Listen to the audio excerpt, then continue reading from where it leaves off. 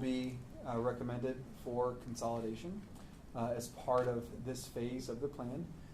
And I also just kind of want to reinforce how we got here and why this work is very much needed to be completed within Austin ISD. When we started on this work 9 months ago, there were many things, and there continue to be many things putting pressure within the educational system here in Austin ISD. And you hear them all the time. There's declining enrollment, ever increasing cost of education. We talk often about wanting to have sustained programs and really be intentional about how we drive down our costs so that our dollars are going towards staff and programming, which is where they need to be. That's where our dollars need to be and where they need to go.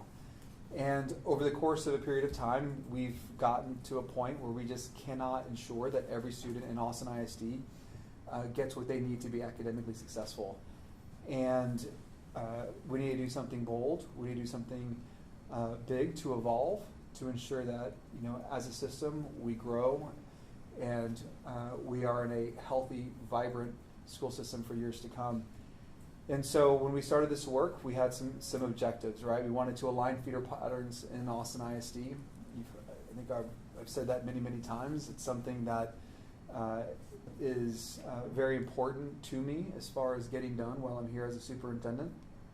In Austin ISD, we have aligned feeder patterns in certain parts of Austin, and we do not in others.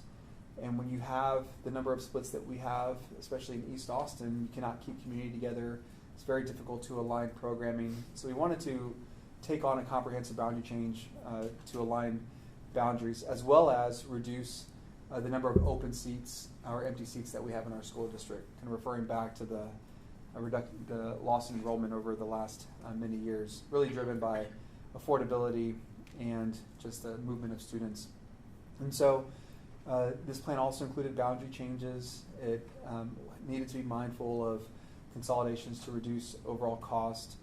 We needed to address transfer policies that had been in place for a very long time. And we also wanted to make sure that whatever we did, we aligned this work to the state requirements for turnaround plans.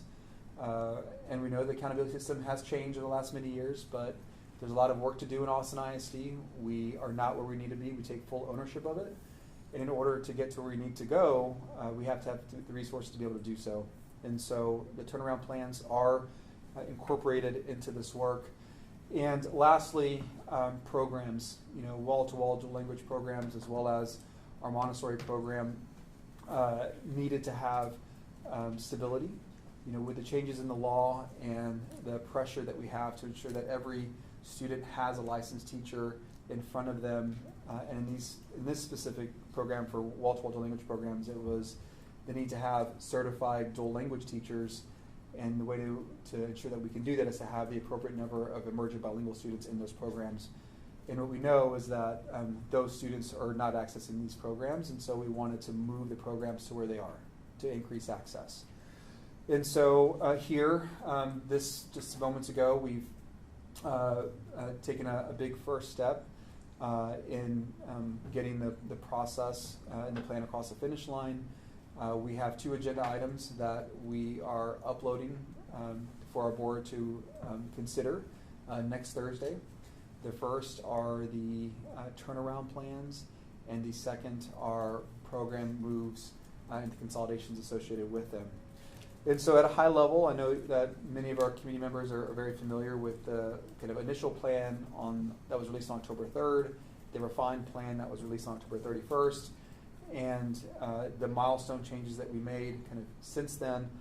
And so what I'm going to call out now are some of the changes since we've made the adjustment in the milestone schedule. So these are kind of the highlights of some of the changes that you can see that I want our community to be aware of as we prepare for the vote next week. The first is Riley Elementary School. And so Riley Elementary School currently functions as a dual language campus. It also has Montessori. It also has Mandarin. The plan does include and has included for a time now for that program to relocate to Wooten, which is a modernized facility, which will be a modernized facility. And one of the things that we were trying to address was where to place the Montessori program in Austin ISD. You know, on the 31st of October, that plan included the relocation of the WIN Montessori program to Go Valley Elementary School. And based on feedback from our community and the concern around displacing students who have been historically underserved, we felt, after much consideration, that move and that change was not something that we could support. We did look at other schools in the area, most notably Zavala and Ortega. Again, this is based on feedback from our trustees in a work session, but ultimately we felt like we needed to think about it differently. And so ultimately we did decide to kind of modify the Montessori program, and instead of it being a wall-to-wall program, it's going to be a strand of programming now located at Riley. The reason this works is because Riley effectively is a newly developed kind of restarted school, because the program as a whole that currently exists is moving to Wooten. So that gave us a unique opportunity to add programming, create an identity for Riley. We've communicated with the communities, and this is all comes together with spending intentional time with community, getting community voice in, and so we feel very confident that that solution will kind of balance our ability to support Montessori, reinforce our support of Montessori, but also acknowledge that in the state's accountability system, that balance of Montessori program with traditional programming ensures that we'll be successful long term. The other thing I wanted to be responsive to was just the concern of any splits that were moving students to a school that also had historically not met accountability. Though we've seen great progress in our schools and they're all like so very close, we wanted to acknowledge that and make some adjustments. And one of those adjustments includes Wadane Elementary School. So Wadane Elementary School was previously going to be split between Houston Elementary School and Rodriguez.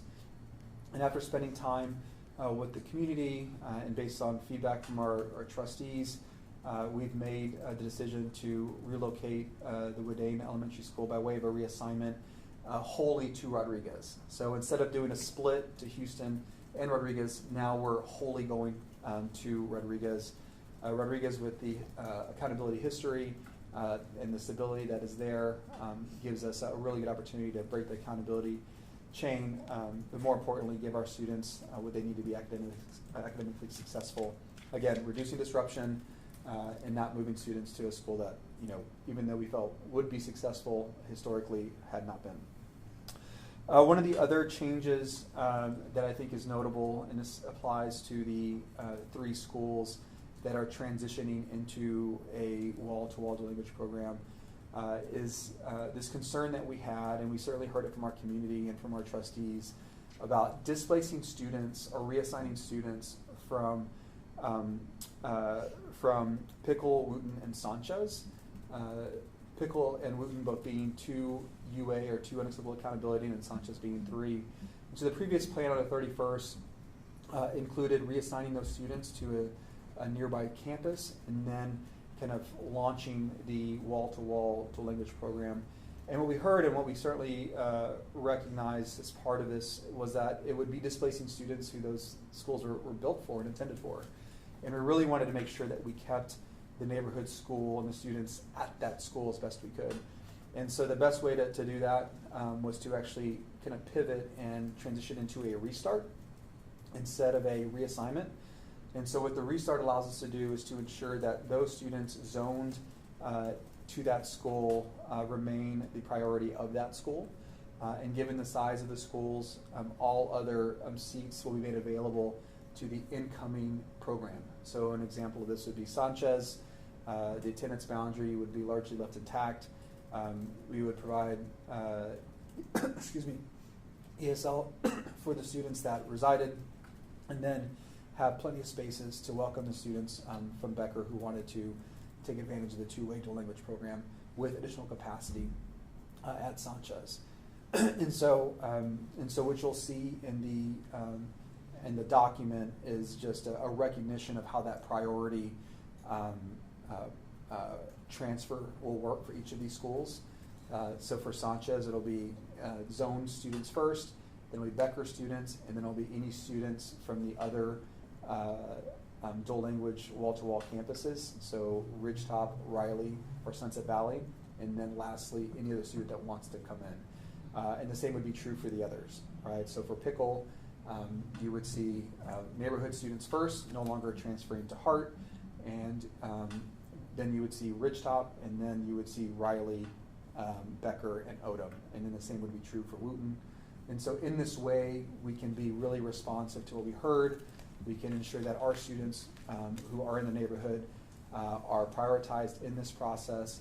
Allows us to really maintain the emerging bilingual student population that we want to achieve, and also with the size of those schools have plenty of space to welcome those programs that are transitioning into those new schools. So a couple of things that I just want to speak to before we open it up for questions. I am someone who believes in community engagement, and strongly believes that as hard as a conversation is, if we are honest and candid about what we're trying to do together, the solution will improve. And anytime we're exploring an idea, I share with our community that we are exploring an idea. And that certainly was the case for the last week and a half. We were exploring ideas about Oak Springs potentially moving to Blackshear, and then at some future date perhaps moving back to Oak Springs. Again, an idea that came out of the community. There's no decision that's not part of this recommendation to the Board of Trustees for approval.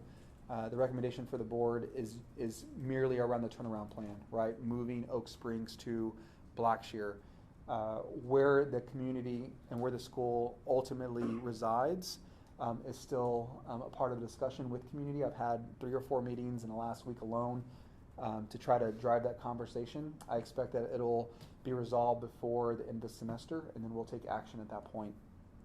The other is Martin, Mendez, ALC, and Garza. This is another idea that came out of the work session with our trustees. I communicated to those communities that we're going to be exploring different ideas. And I was being really responsive to things that I'd heard, including wanting to activate Martin and have AISD students be there sooner than later, right? If you go through a comprehensive planning process to re-envision a school, that could take 2 years. So I was trying to be responsive to that. I wanted to be responsive to the fact that we have lots of middle school students who would benefit greatly from a program similar to Garza. And so what would it look like if you expanded Garza? Certainly recognizing that the uniqueness of Garza, the cohort, the lack of cohort there allows us to maintain a specialized accountability kind of process that is very beneficial to those students. And so to work through that, it's going to take some time. And ALC, it's been temporarily located at Mendez. This is part of the construction of teacher housing and workforce housing in Nita Coy. And so I wanted to find a home for ALC long term, because we think there's a really great opportunity to improve the programming at ALC. We've been working with Dr. Green for the better part of a year. We can be doing better for those students, and I intend to do so. So I was really trying to find a solution that addressed all of that, and also recognizing that Mendez is going to come back to Austin ISD. The date is not certain yet, but that is our school. We want to welcome our students, and we want to be very intentional about having a strong program when we do welcome them. And so we were kind of looking at exploring all of that. We weren't able to really progress it too far, just acknowledging the complexity of all of those changes. So that work will continue, as well as all the work associated with boundary changes and balance enrollment tied to school consolidations. Just to be clear, because I've been asked this a lot of times, like that work is going to continue. It is not stopping. I am working with the board to identify a new timeline. This work is important. It needs to get done, and we cannot continue on. The amount of strain in the system and the pressure of this work is a lot, and it needs to end. So just wanted to share those updates and highlights, and really just before I open it to questions, to say thank you to the Austin ISD community. Thank you to our principals, thank you to the team, thank you to our students. It is a long process. I'm someone that believes in process. I'm very proud of the work, and I'm hopeful that we're able to take the vote and begin planning for transition, because It's all about transition planning. That's how we ensure success and implementation as we start the 26-27 school year. All right, floor is y'all's. Could you talk about just future exploration? Just I think when parents of Maplewood, Brikerwoods, and Palms see that they're not on maybe the initial list that goes out, there still could be possibility of closure in the future. Yes, yes. So, you know, we, like I've said, we analyze everything. You know, and to analyze everything, it is truly resource intensive. It just is. You know, even the conversation I just shared with you all about, you know, exploring Garza, like it takes hours and hours and hours upon hours to really understand, you know, what a move could look like, how to support it. And so when you think about boundaries as a whole, and the hundreds of boundary changes we were considering, as well as balanced enrollment, it takes time to analyze everything and do it well and ensure that we arrived at a solution that best represents the constraints that we're operating in, meets our objectives, but also incorporates community voice. And so, you know, it is not stopping. We are going to continue on. The way that I look at it is, you know, we're going to take like a half step back to make sure we're capturing everything, create a little bit of breathing room as we start, and bring it back in a fairly expedited manner. Our trustees have been very clear with me that they want to see this come back sooner than later. I am also very realistic and very honest with our trustees about, you know, what can be done and still maintain the quality of the deliverable that I expect. So it'll be picked up in short order. I don't have a precise timeline yet, but it's going to go relatively quickly. And we will modify the process, right, to ensure we capture all voice now that we, you know, kind of have this adjustment in timeline. And just one follow-up. From the original plan to this one, have you all kept track of the number of students maybe impacted? Has that reduced from that original plan to what we have now? Oh yeah. So one of the things that we'll state in the kind of the opening part of the report is just a number of students that are moving or reassigned as part of this work. I don't have it in front of me, or actually maybe I do, but we do state that it has come down just slightly. So in total, 3,796 students have been reassigned. And 6,300 seats have been eliminated under this portion of the plan.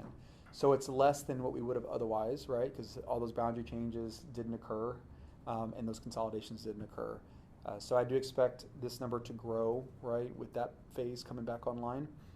But yeah, it was a little bit of a reduction. But we're still able to consolidate 10 of 13 schools, which represents over $20 million in reductions in cost. So not the complete you know, plan, but certainly a substantial portion of it. You mentioned before there were concerns about the integrity of the process. Where does that internal investigation stand? Yeah, it's being led by our Office of Professional Standards. Data collection is ongoing. You know, I really can't say more than that, but that it is progressing, and it's being led by Office of Professional Standards, overseen by our General Counsel's office. Are there people on leave because of this? Yes. How many? 2. What percentage of this plan release today would you say was a direct result of community feedback? Oh my goodness. You know, it's hard to say a percent, right? I would say every aspect of it was informed in some way. I mean, I was going through just earlier today, line by line, like everything that I, just because that's how I am, of the deliverable. And so when you look at every one of these changes, you know, if it ends up even be the sequence of how communities access programs. An example of this is we heard loud and clear from certain communities when it comes to the wall-to-wall language programs that though the campus is here, I may live over here. And where you're sending my campus program to maybe a little too far, so would it be okay to access this program that is another wall-to-wall language program but maybe slightly closer to me? And so even in that, like, it allows us to kind of reset the sequence of transfers and priority in our system. We heard from community a lot about, and I agree with this, about not disrupting historically underserved student populations who had investments like made in their communities with them in mind. Most notably Sanchez, or the work around Wooten and Pickle, and so we changed the process. Right, we went, instead of going to a reassign, we did a restart. I think about Wynn Montessori, and relocating that to Go Valley, and the initial intention of it was to reduce the number of seats in that part of town. At the same time, not have to close additional school. We heard from community, I heard from our board, and said, it's okay to have a little bit of less of efficiency here because we're, really protecting those students who've been historically underserved, and these schools were built for them, especially Go Valley being a modernized school. And so we pivoted, we adjusted, we learned, we made some, and that's who we are as a school district, and I love that. It's hard to do it well, but now we arrived at Riley as the home location, and so it is embedded throughout. And I think when you go to each one of these decisions, not only in the decision itself but also implementation, you will see an alignment, and I can speak to, in almost every case, a kind of community voice and kind of where it came in and how it's been codified into the plan. And this release is the first part of the district's plan, right? So when can we expect a second part? Yeah, so it's been a big push to get this one out. My hope is to get the vote on the 20th so we can upload on the 21st. I'll then identify the principals in early December, and then we'll start the process of transitioning at that point for these 10 schools as well as any adjacent programming. Over that same period of time, I'm rebaselining the work around boundary changes and balance enrollment for consolidations. My hope is to have a very clear update to our trustees in the December information session to say this is what we're going to do, this is how we're going to do it, and this is the timeline that we're going to do it in. So I wouldn't expect to see a deliverable on the board work session, information session in December. That's a very short turnaround time, but you will see an updated timeline with deliverables and a resource allocation to ensure we can get the work done. This is not going to linger. This is too much. And I think about what we've been doing over the last 3 years together. We had a TA agreed order. We just can't. Right before that, we had the 2022 bond program. Then we had the tax rate election. Then we had budget challenges that caused us to make pretty significant changes. And now we're tackling this. And it's all the same people. It's the same executive directors who are providing oversight and support to our principals. The same assistant superintendents who are thinking about all the different moves with me that should also be overseeing each of their divisions. So it is a strain on the system. It's a strain on our community. And so I'm hopeful to get past this. And then once we take the next piece on, this will be codified, and so we'll build from it, opposed to having it kind of run in parallel. So that's what we're looking at bringing forward. I want to go back to the question that was asked about community feedback. You mentioned several pivots that AISD has made over the past couple months in response to community feedback. We also talked at the beginning of this process about how the district wasn't going to consider the quote loudest voices as the driving force behind this plan. Could you talk about the difference between those two? Where do you consider making concessions and listening to feedback versus not? Yeah, so it is a balance. It's not the number of comment cards, right? It's not the number of emails or calls. That does not drive my decision making. It never has. It never will. What drives is, and this is really, it's a skill, I would say, that has to be developed. As you work in a very complex ecosystem as we do here in Austin ISD.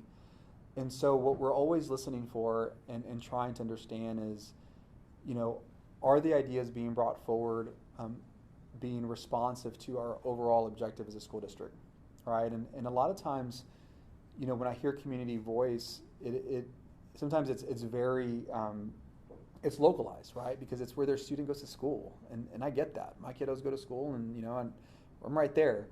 I have to take a step back and think about the 70,000 students that we support. But in those conversations, there are always ideas and ways to make things better. And so as things come to me, it is my responsibility to kind of be the last sieve or the last kind of person who creates that balance. And so what happens is you get thousands of comments. I go to lots of community meetings. I listen. I take notes. I think about, you know, the idea that came forward. It doesn't matter if it was one idea from one person or, you know, 1,000 ideas from 1,000 different people, but are all the same. You know, if it moves us in the right direction and is responsive to community need, we're going to explore it. Where it becomes a challenge is when you have two things that are like guiding principles that ultimately come into conflict with one another. An example of this would be we had started out wanting to achieve an 85 to 95% balanced enrollment within Austin ISD. And if you use if you use it as a starting point, you're going to get to a really good spot. But there are going to be instances where, you know, 82% creates a much less disruption than actually getting to that 85%, right? And that's where it's important that we acknowledge that, you know, we can be firm, but then we can also be flexible when we need to be.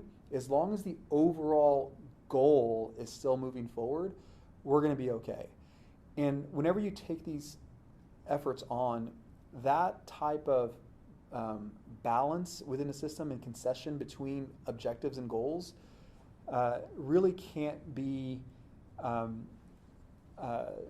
implemented, you know, by every single person. Or it really needs to drive to a point where someone who has the authority with feedback from the board, you know, kind of calls it one way or the other.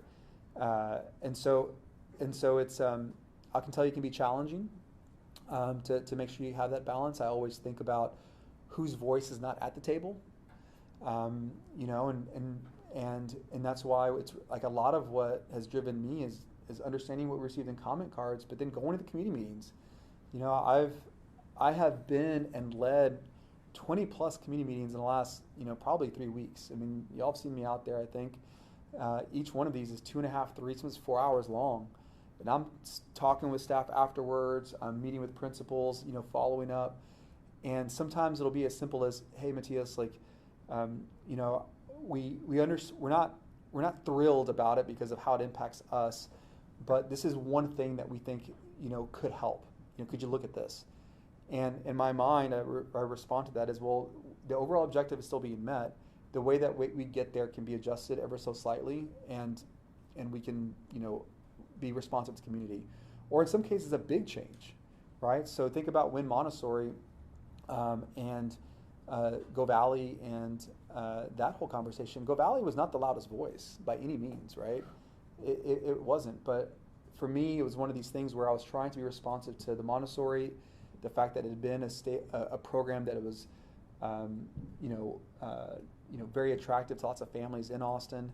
I wanted to reduce the number of seats between Ortega, Zavala, Sanchez, and Go Valley. And so we found a solution that kind of addressed all of that. But hearing from community and hearing from our trustees, it was that kind of tension between number of seats versus stabilizing a program kind of created that conflict. And so I had to resolve it and find a solution and be okay with, you know, not meeting an objective here because overall we're still going to get there, right? So I will tell you that it requires listening a lot. I don't do a lot of talking unless I absolutely have to. Pushing to analyze things that you may think are already understood, even though they don't always are, right? Like sometimes, we'll be asked to explore something, and maybe sometimes someone says, well, we already know what the answer is, let's, and they'll kind of push it off. But even in analyzing something, you learn something about that community, and that helps inform either the implementation or another solution elsewhere in the community. So that work alone is very valuable. So it's really my responsibility to ensure that balance. I have to protect the balance, but it can be hard.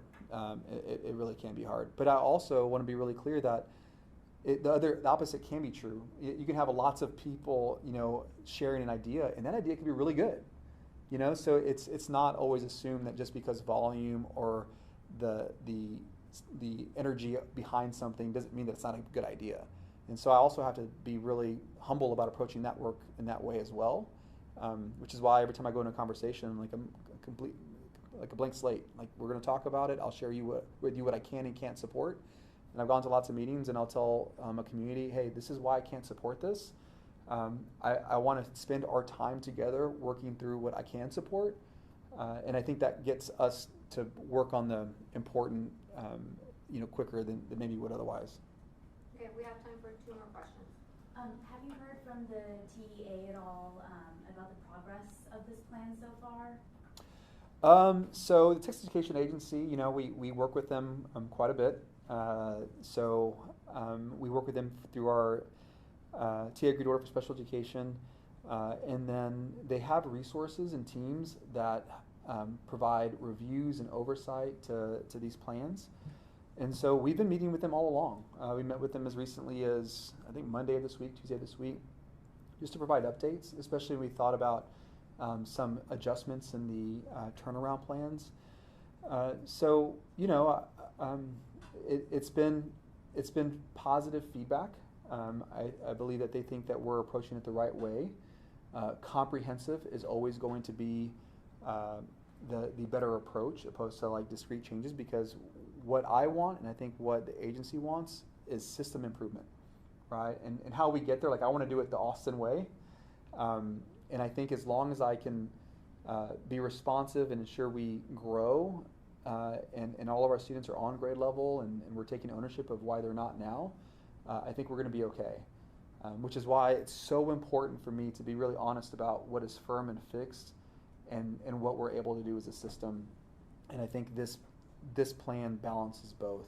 But yes, we get feedback. I mean, no one's said, Matias, those are going to be approved. But we ask for feedback and we get feedback. And I don't know that lots of school districts do that. Like, we ask a lot. Maybe it's because we're right here in their backyard. Maybe it's because of our size. But they are Texas Education. They are an agency of the state. They are paid for using tax dollars. So we ask questions all the time. Region 13 is also a great resource for us as well. For the restarting schools with the turnaround plan, could you talk a little bit about how the district is going to support teachers in improving student performance, the goal of the turnarounds? And if it's okay, like another second question. Yeah. Does the district have a contingency plan for if the turnaround plans are not approved? Yeah, so 2 things. We have incredible educators doing incredible things. And where we have come out of, which is a period of disruption of the last 2.5 years, we had lots of new educators coming into the workforce, lots of teachers on alternative certifications. We as a system were not providing the professional development required to ensure that they were successful. And that's an us problem. Like, that's an Austin ISD problem. And an example that I'll share with you that has been a big change over the last year is, in years past, we would take all of our teachers and we would go and provide professional development, and they would go back into the classroom.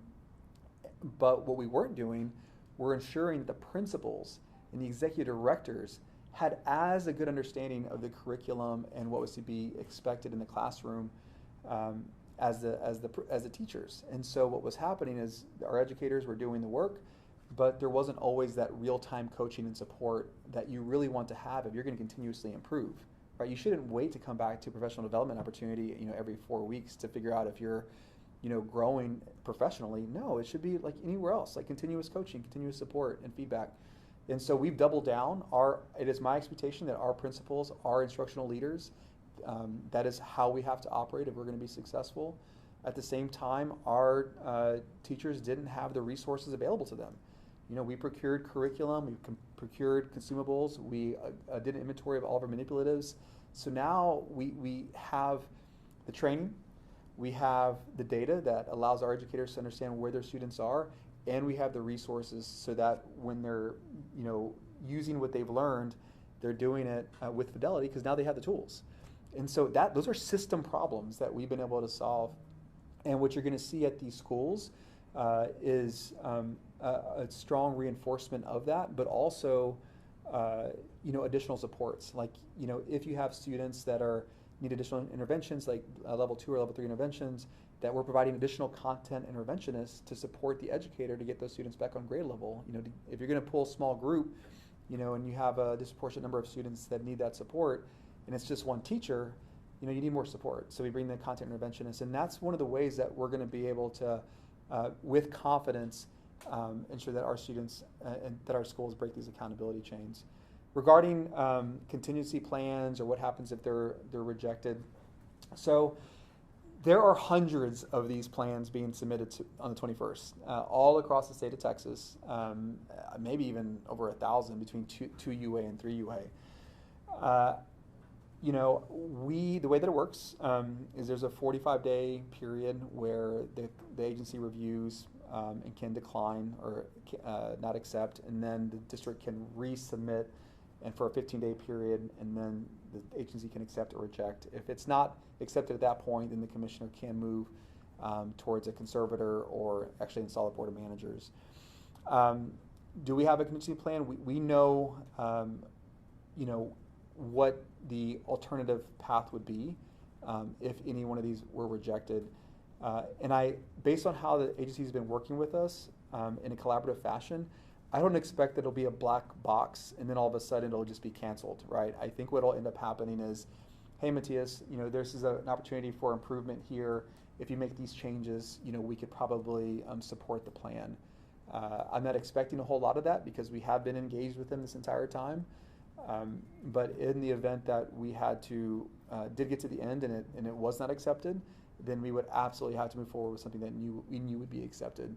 And those are, there aren't many options like that, right? Essentially, a 1882 partnership is really what you have, or a complete reassignment to an A or B or C school.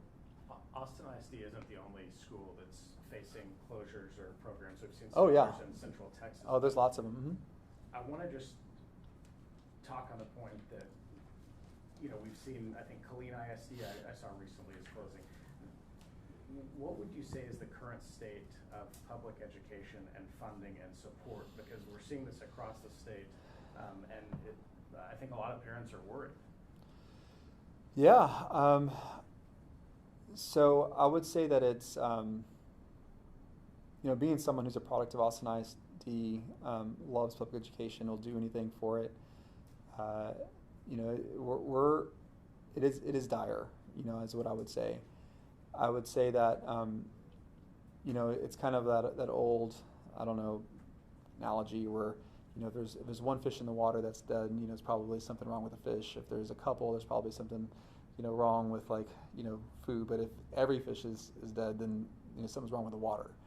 And what is happening right now, when you look at the sheer number of school districts that are having to close, something's wrong with the water. Funding hasn't moved. We're doing our best. The pressures mount. I don't know if our families and communities really understand the pressures of the federal government changes have how they've been felt in our schools. Title II, Title III, Title IV dollars, immigration changes. Have seen a huge reduction in families accessing public education, and so those things just add up, right? And they've been adding up for a long time. And then you add onto that the fact that when you're in an urban environment, the cost of living is very, very high. In order to compete, I have to have higher, more competitive salaries, and that puts pressure in our budget. And I think what we're seeing are more and more school districts having fewer and fewer options to be able to address that. Which is why, for me, it is so important that we do the hard work and we reduce our reliance on the things that we can't control. What I can control is what the state allocates towards for every student that's in our seats every single day. And I can't rely on grants. I can't really rely on future funds coming from the federal government in the way that we have in the past, which is why right now getting very efficient, focusing on those things that are fully aligned with our values but also move student outcomes is critically important. And I'm never going to be in a place where we're out of position. I've been asked, many times, Matias, it's not even that bad yet, or you could wait a little longer. And what I tell people is there are lots of school districts that are going through state interventions right now, or that have even bigger challenges, and I promise you that they wish they would have made decisions years prior. And so it's hard, and there's lots of energy, and it's resource consuming, it's very tiring, but we love our kids, we love our school district, and we're going to protect who we are no matter what. And so, that's what I would say about that. So you said that being empathetic and transparent in this process is something that's been super important for you, but I've spoken to some parents who aren't really feeling those things from the district. What is your response to that? Yeah, I'd want to understand why. We communicate, more than almost any school district ever would or has around anything like this. I'm very honest about where we are in the process. We share the data. Our deliverables, I would compare them to any school district in the country when it comes to these types of efforts. I understand when that is said, where it comes from. It's usually from a place of not knowing kind of where we are or what's happening. But I'm genuine when I say, what I'm sharing is precisely where we are. I also think we could do a better job as a school district of communicating what's happening. Families don't have the same access to information that other families have, and so could we do better about sharing where we are at each specific school? We could, and we try to. It's just given our scale and given the limited resources we have, if I'm communicating at that level to every single school at every milestone, it's not sustainable.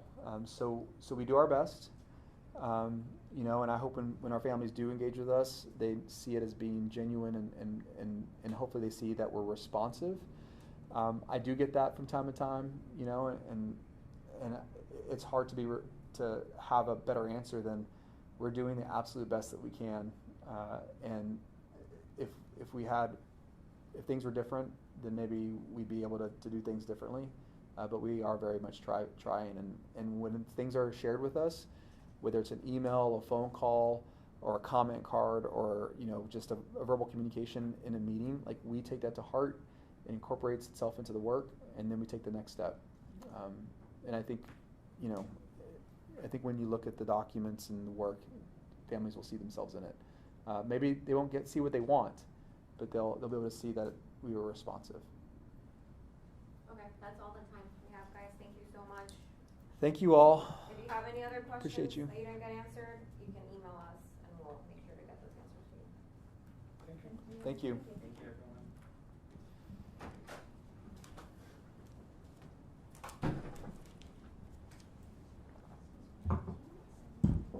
Yes, I have to take a picture. So they know that you came here?